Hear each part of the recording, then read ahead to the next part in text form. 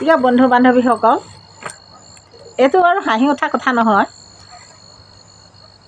কিন্তু কি কৰিম, কেতিয়াবা দুখতো দেখোন এনেকেই হাঁহিবলৈ মন যায়। আগতে ভাবিছিলোঁ সন্তান ডাঙৰ হ'ব, মনৰ কথাবোৰ খুলি ক'ম,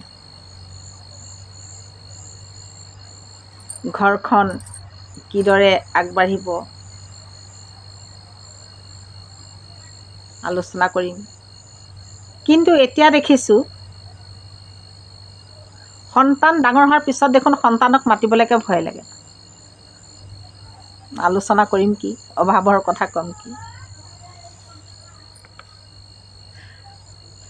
হয়নে নহয় ক'বচোন।